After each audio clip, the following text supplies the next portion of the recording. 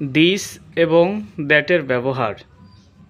This যে বস্তু আমরা দেখতে পাই, ধরতে পাই, অর্থাৎ কাছেই আছে, সেসব বস্তুর ক্ষেত্রে কি বসবে? দিস বসবে। যেমন this is the pen, this is the marker, আমার পাশেই আছে। দিস ইজ দ্য বুক, আমার কাছেই আছে, এক্ষেত্রে দিস হবে। আর যদি কোনো ব্যক্তি বা বস্তু যাই হোক যদি দূরে থাকে,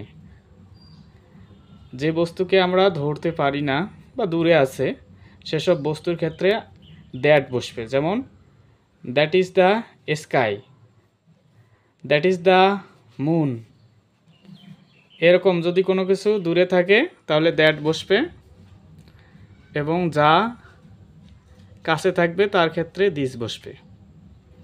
আশা করি সবাই বুঝতে পেরেছ। যেমন কাছে থাকলে দিস আর দূরে থাকলে দ্যাট। তুমি দূরে আছো, দূরেই থাকো, কাছে আইসো না, আমার মায়ায় পইরা যাইবা বন্ধু রে। ও বন্ধু, মায়া হইল দারুণ যন্ত্রণা। তাহলে দূরের জিনিসে দ্যাট বসবে। ধন্যবাদ।